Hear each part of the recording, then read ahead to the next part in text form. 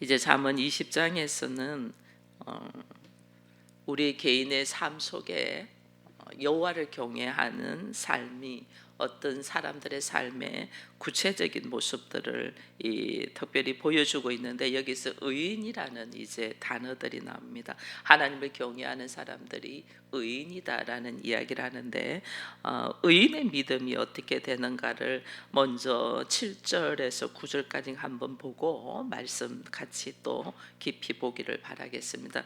7절에 보니까 온전하게 행하는 자가 의인이라 그랬거든요. 그의 후손은 복을 받는다 그랬습니다. 근데 사실은 우리에게 이 의인이라고 해도 온전하게 행하는 자, 이거는 이제 완전한 거는 달라요. 왜 다르냐면, 완전한 거는 하나님께서 의인은 없나니 한 명도 없다 그랬거든요. 우리 모두는 사실은 의인의 모습, 완전한 모습에 들어갈 수가 없어요. 그러나 온전함으로 이렇게 들어간다라는 것은 이 말씀 안에서 내가 불의를 거부하고 하나님의 말씀 안에서 정직한 삶을 사는 사람을 온전하다 그렇게 이야기해요. 나는 하나님께서 나를 부르셔서 나를 의롭다고 했을 뿐이지 내 안에서는 아직까지 의로운 모습이 아니잖아요. 선악의 지식으로 가득한 기질들, 성향들을 가지고 있잖아요. 이것을 내려놓는 과정들이 우리가 신앙생활이거든요. 이 신앙생활을 하고 있는 데 있어서 하나님이 나를 온전하다고 하면서 그의 후손은 복을 받는다고 하는 것은 내가 이제는 사람의 생각으로, 사람의 보기 좋은 모습으로, 자기의 선악의 지식으로 살고자 하는 것을 거부하고 하나님의 말씀 안에 정직하게 살아가는 자를 하나님이 온전하다 그럽니다. 근데 이렇게 살아가는 사람들은 사람의 눈을 별로 의식하지 않아요. 저 사람이 나를 어떻게 볼까, 내가 이렇게 하면 저 사람이 무슨 말을, 이게 신경 쓰지 않아요.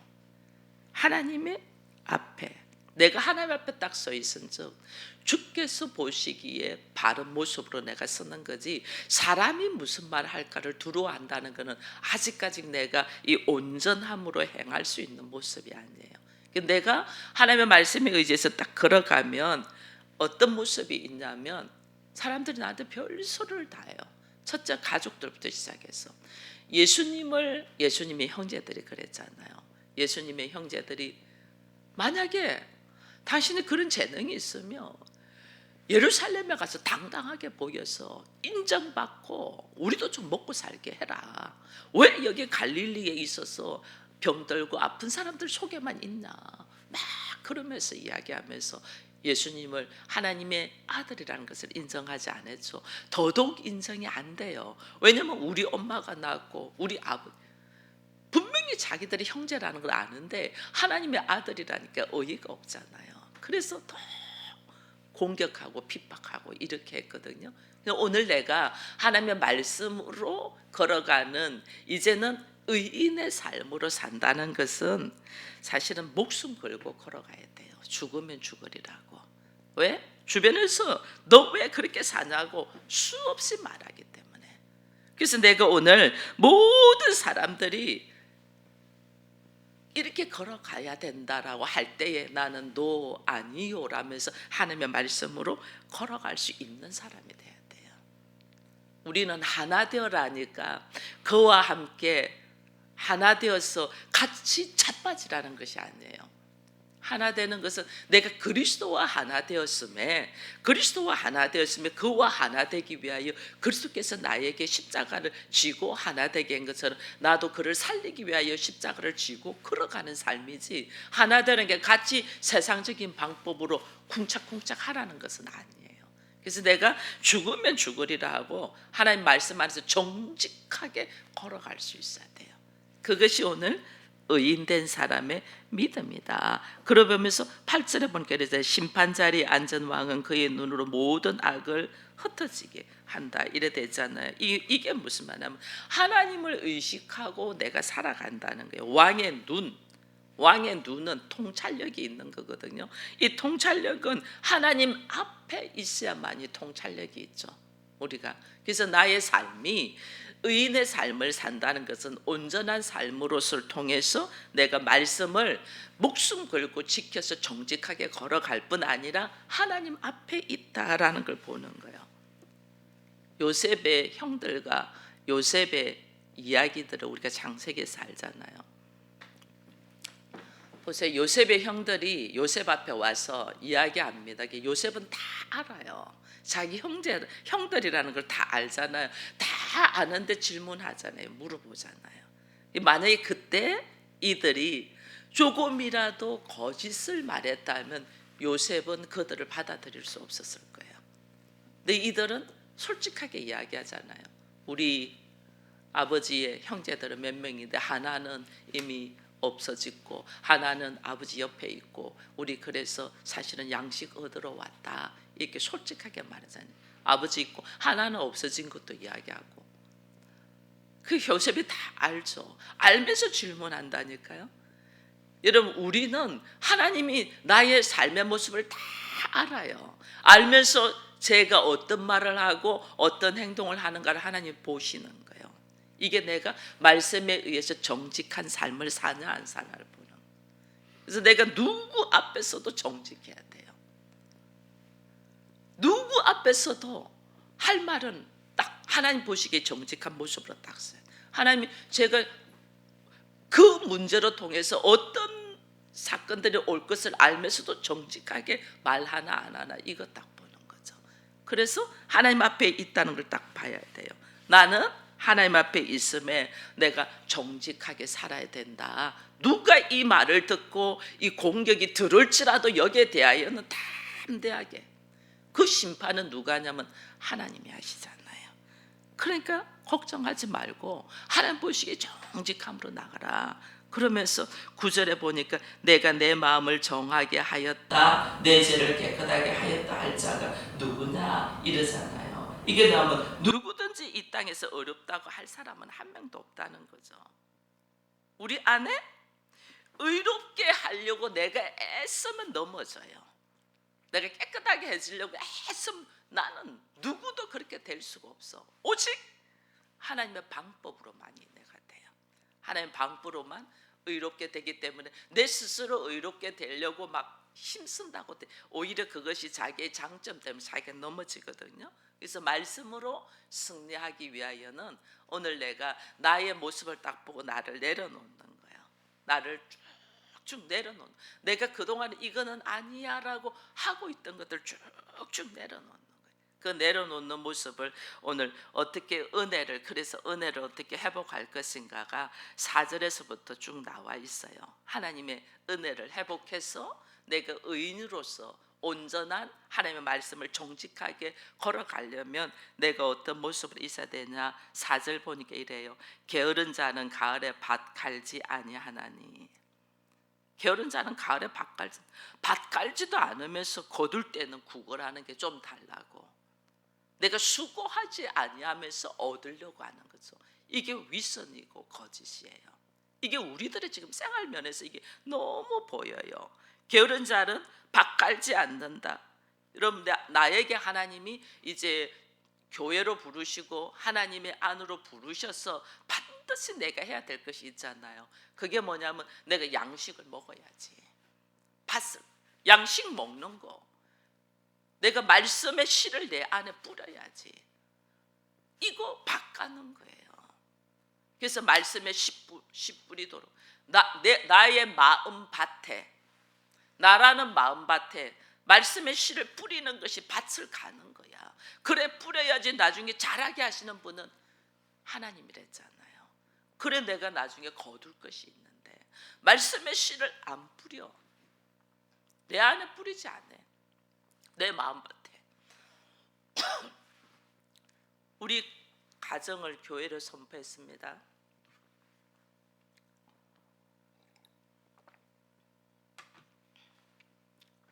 그러면 이 가정교회 안에 무엇을 뿌려야 돼요? 말씀의 씨를 뿌려야지. 말씀의 씨를 뿌리는 것이 밭 가는 거야. 그런데 우리가 하나도 안 해. 이 게으른 자라는 거야. 게으르면서 어떻게 거두려고 하니? 거둘 때, 다른 사람들은 거둘 때 네가 구걸하여도 얻지 못한다. 뿌린 것이 있어야지. 심은 것이 있어야지 거두지. 심지도 아니하고 우리는 어떻게 거두려고 한다. 이거 회복하려면 반드시 뿌려야 된다. 내 안에 말씀의 씨를 뿌려서 내가 성장이 되고 이 성장된 모습 속에서 나를 먼저 하나님이 경험하고 체험하게 하는 거예요.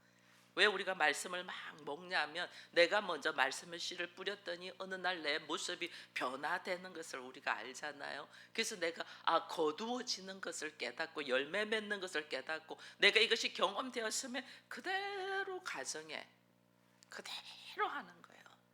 그들에게 말씀의 씨를 뿌려야 돼.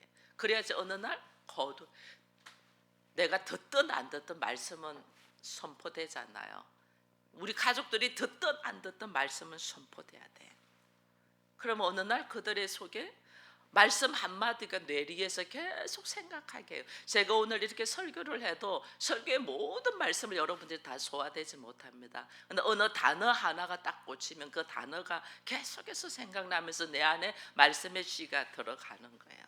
그러면서 생각하게 하고 나로 하여금 나의 마음의 밭을 갈게 하고 그렇게 했을 뿐인데 하나님이 나를 변화시키고 성장시키고 자라게 해서 내 안에 열매가 맺어지는 것처럼 우리가 반드시 밭 갈아야 돼. 말씀의 씨를 뿌려야 돼. 이 말씀의 씨를 뿌리면 5절에 보니까 사람의 마음에 있는 모략은 깊은 물 같으니라. 그리할지라도 명철한 사람은 어떻게 한다? 그것을 길러낸다.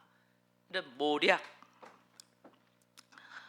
명철한 자, 이게 지금 나옵니다. 이게 명철한 자는 하나님 앞에 분별력을 가지잖아요. 이 분별력을 가지는 건 그냥 오는 게 아니고 말씀의 씨를 내가 계속 내 안에 넣으면서 이 분별을 얻으려면 주의 음성을 들어야 되잖아요. 이게 주의 음성을 들으니까 이게 주의 음성을 듣는 모습이 어디에서 들어오냐면 물론 말씀을 깨달으면서 주의 음성을 듣고 사건 속에서 주의 음성을 듣는데 우리가 주의 음성이 듣는 훈련이 되는 것이 기도예요. 그래서 다른 사람 명철한 사람은 그냥 길러낸다는 것은 내가 기도로 통해서 그것을 길러내는 거예요. 받아지는 거예요. 그래서 말씀의 씨를 딱 뿌리고 기도로 통해서 하나님께서 나에게 주시고자 하는 것들을 받아 먹는 거예요. 길러내는 그냥 나는 흔히 우리들 말로 줍줍하면 돼. 줍기만 하면 돼. 그 줍는 것이 기도 속에서 주의 음성을 딱 들을 때 그것이 주어지는 거예요. 그렇게 주어지는 자들이 6절에 어떻게 하냐면 많은 사람이 각기 자기의 인자를 자랑하나니 충성된 자는 누가 만날 수 있냐면 인자, 어제도 제가 이야기했잖아요. 조건 없이 베푸는 거, 이게 사랑이거든요. 사랑. 하나님의 깊은 말씀과 기도 속에서 하나님의 사랑을 깨달아 갈 때에 우리가 걸어가는 모습이 다르죠. 왜냐하면 하나님의 사랑이 뭔가를 아니까. 하나님의 사랑이 십자가잖아요. 하나님 우리한테 보여준 사랑이 십자가예요. 십자가의 도. 근데 우리는 사랑을 자랑한다 이랬잖아요. 자랑한다. 자기가 뭘 한 거, 뭘 받는 거, 뭐 주어진 거 이런 걸 막 그 사랑받는 줄 알아요. 그게 사랑받는 줄 자랑하는 게. 이거는 사실은 껍데기야. 진짜 사랑이 아니에요. 그 사람 나한테 엄청 잘해줘. 이게 사랑인 줄 알아요. 그래서 내가 그것을 막 취하고 누렸어. 내가 사랑 많이 받는 줄 알아요. 그 사람은 그만큼 준 만큼 나한테 요구하는 것이 있는데 그 사랑인 줄 알고 우리가 사는 거예요. 이게 숨껍데기예요. 진짜 사랑은 나를 살리기 위하여 자기를 다 내려놓는 거예요. 이게 십자가예요. 나를 살리기 위하여 예수께서 자기를 내놓지 않나요? 이게 쉬워요? 쉽지 않아요? 쉽지 않아요. 자기 내려놓는 사랑이 쉽지 않아요. 우리 봐보세요. 뭐 이렇게 나한테 잘해주놓고 요구하는 게 얼마나 많아요. 자기 떠받치라는. 내가 너한테 어떻게 했는데 너는 그 정도는 나한테 해줘야지. 이렇게 하잖아요. 이 더 껍데기 사랑이에요. 예수는 우리에게 자기의 모든 피와 물을 아낌없이 딱 주나놓고 너 나한테 잘해야지 이렇게 안 해요. 나같이 부족한 자를 자기와 동등하도록 하나 되게 해요. 이게 우리의 사랑의 수준하고 하나님이 우리에게 말씀하신 사랑하고 우리는 지금 사랑의 흉내만 그렇게 각자 자기 인자를 자랑하고 다니죠. 자랑하거든. 자랑할 수가 없어요. 왜냐하면 자기를 철저히 내려놓고 죽음에서 상대를 살리는 것을 하는데 이게 엄청 힘들고 내가 안 된다는 걸 아는데 어떻게 자랑을 하겠어요? 자랑한다는 것은 내가 온전한 사랑, 하나님이 원하시는 사랑을 하지 않는다는. 그래서 나의 내려놓음으로 그를 살리는 이 모습의 사랑을 하기까지 하나님 앞에 우리가 무릎을 꿇고 기도하며 나로 하여금 이것이 은혜가 아니면 되지 않아. 하나님의 은혜가 아니면, 하나님 은혜는 성령으로 오시잖아요. 그러니까 은혜가 아니면 도저히 되지 않습니다. 이것을 딱 고백을 하면서 하나님의 은혜를 받으려고 내가 어떻게 해야 되냐는, 하나님의 은혜를. 그게 이제 우리가 많은 말씀이 있는데 그것만 한번 이래 보겠습니다. 16절로 한번 봐보겠습니다. 타인을 위하여 보증선자의 옷을 취하라. 외인들을 위하여 보증선자는 그의 몸을 볼모로 잡느니라. 이게 무슨 말이냐면요, 보증, 우리 사실은 보증 쓰지 말랬잖아요. 보증 함부로 쓰지 말랬어요. 왜냐하면 보증 쓰므로 통해서 내가 볼모로 잡혀버리니까, 내가 그의 종이 돼버리니까 우리는 보증 쓰지 말래. 왜냐하면 내가 감당 못하니까, 감당 못하니까 세상에서 보증 쓰지 말랬어요.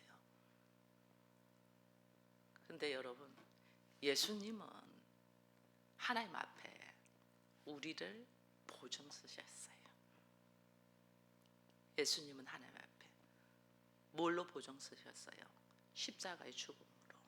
자기를 다 내려놓음으로 보증 썼었다니까요.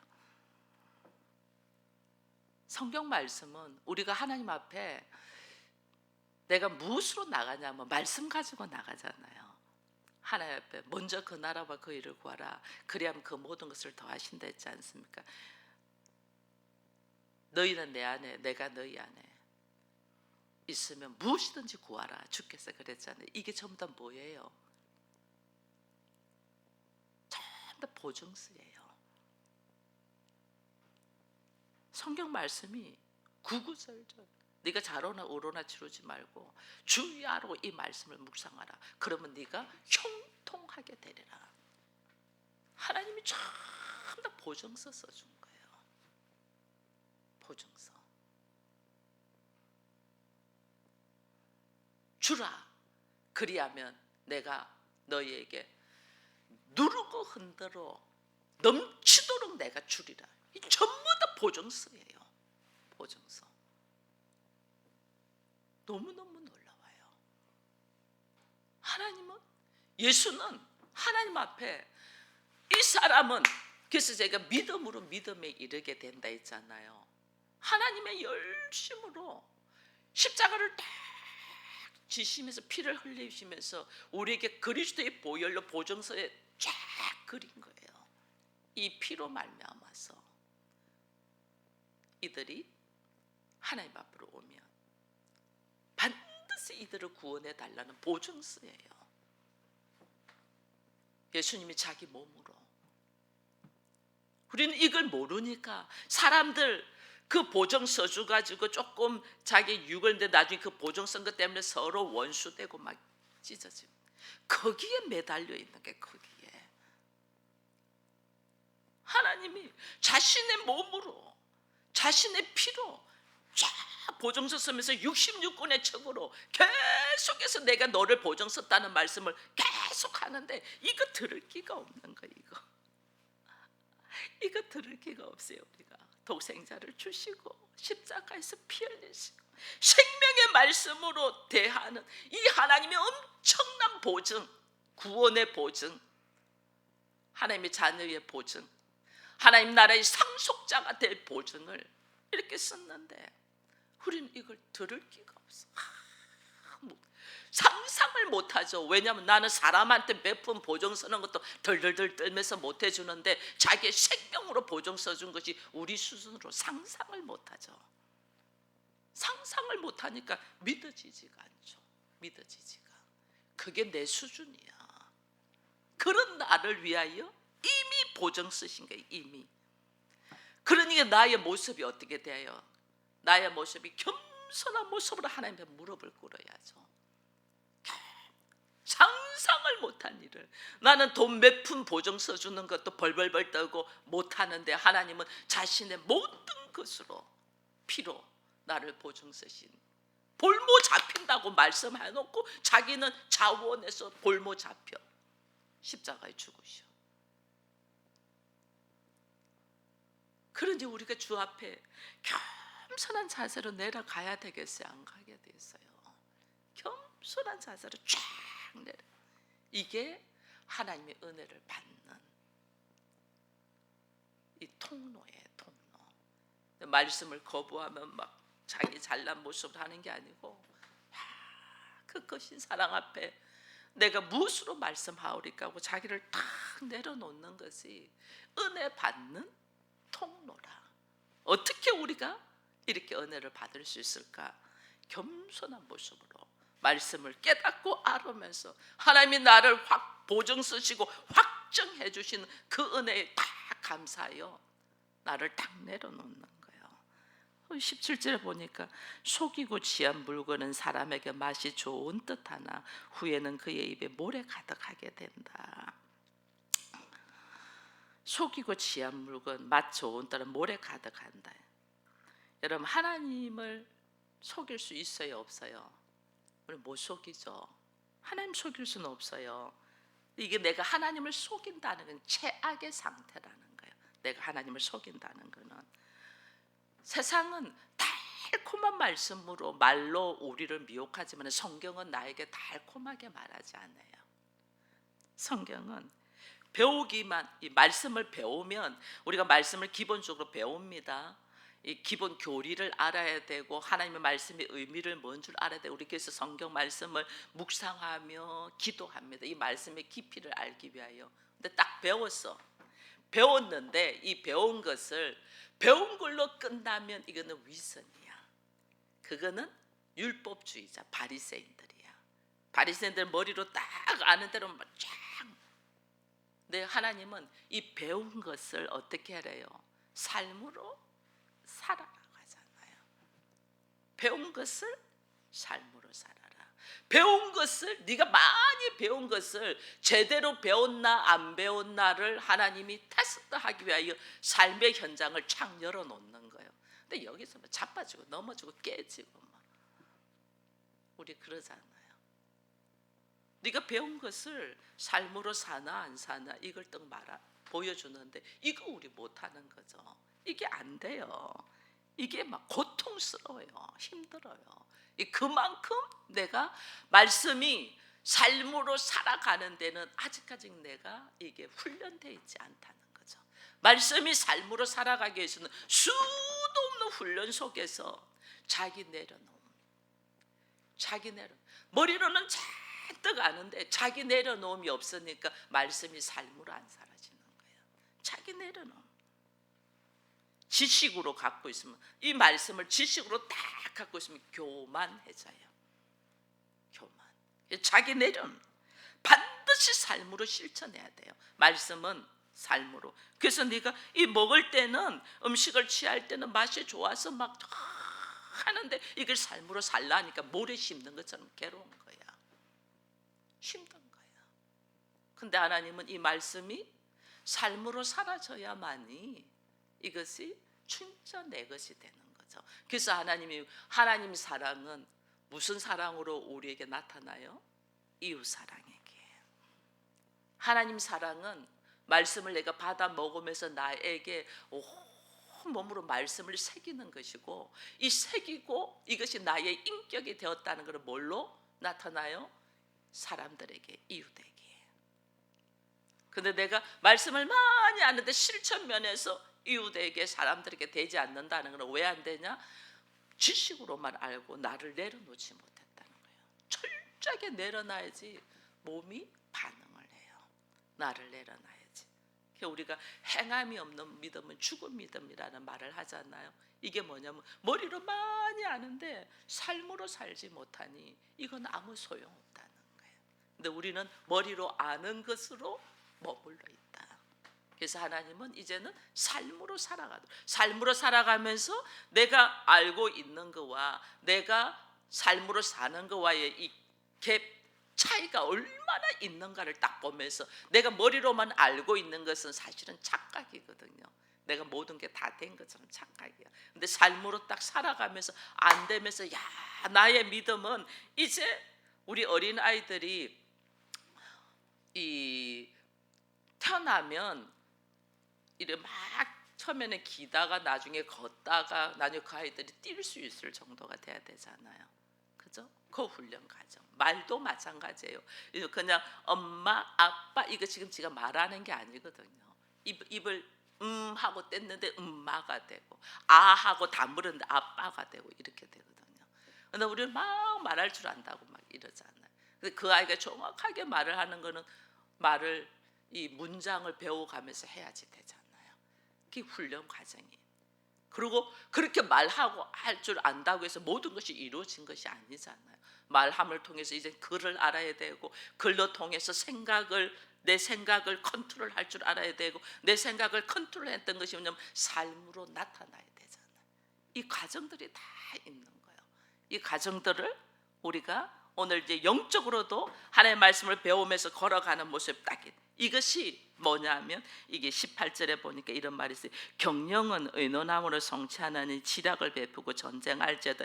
경영, 의논, 지략 이런 말들이 있어요. 이것은 뭐냐면 말씀을 세밀하게 내가 이제 누군가가 하고 의논을 한다는 거죠. 의논, 지략을 한다는 건 세밀하게 연구하고 의논하고 나누고 이렇게 해요.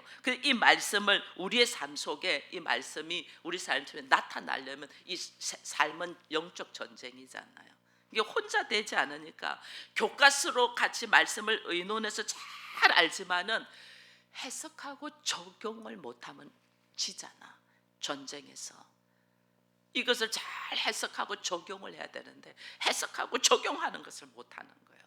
말씀은 아는데 이것을 잘 해석해서 내가 적용돼야 되는데 이 적용이 안 되니까 막 버벅대면서 달려하는 거예요. 우리가 말씀 나눔을 하잖아요. 말씀 나눔 속에서 내가 제대로 이것을 이해하고 적용해 가냐 안 가냐를 나누는 거예요. 적용해 가도록. 그래서 하나님 안에서 우리가 믿음으로 내가 말씀을 잘 배워서 잘 배운 말씀을 하나님 안에서 이것을 삶으로 살면서 하나님의 나라 살아계신 하나님을 증거해야 돼. 그래서 우리가 하나님의 나를 통하여 영광 받는다는 게 뭐냐면 내가 말씀을 배웠는데 이 말씀이 인격이 되어서 내가 삶으로 살아갈 때 다른 사람 뜻 볼 때 도저히 이해 안 되는 방법으로 도저히 자기는 할 수 없는 방법으로 이 사람이 하나님을 딱 보면서 야 하나님 믿는 사람은 다르네. 이게 하나님께 영광이에요. 이 사람이 생각하는 대로 행동하는 거는 그래 네가 그렇지 그래 내가 그렇게 될 줄 알았어 그래 내 생각대로 네가 그렇게 행동해야 돼 이렇게 하는 거는 하나님께 영광 아니에요. 사람만 기분 좋게 하는 거지. 우리는 하나님의 살아계심을 나타내야 되잖아요. 하나님께 살아계심을 나타내면 도저히 이들이 상상 안 되는 방법 도저히 자기로서는 생각조차 못하는 방법으로 우리의 삶의 모습을 딱 살아가는 모습을 보고 야, 저 사람은 하나님이 함께 하시는 것 같아. 그 사람들의 입으로 말해야 돼. 나는 예수 믿어. 나는 내가 성령 받았거든. 나는 이게 아니에요. 상대편이 예수 모르는 사람이 보니 저 사람 우리하고 다르네. 어찌 저런 생각을 하고 저런 행동을 할까? 이것이 예수 믿는 사람이네. 하나님이 있네. 이게 하나님께 영광 돌리는. 그러니까 우리가 얼마나 알고 있는 말씀을 삶으로 실천하며 살아야 되는가를 딱 오늘 잠언 20장에서 말씀하시면서 수많은 우리가 지혜를 구하고 하나님의 말씀을 구하는 것은 나의 삶 속에 하나님의 방법을 나타내기 위한 훈련이다는 걸 우리가 딱 알고 오늘 우리 그리스도인으로서의 우리의 삶의 모습이 하나님의 방법을 드러내는 지혜로운 삶으로 하나님에게 칭찬받고 하나님의 기쁨이 되는 우리가 되기를 축원드립니다.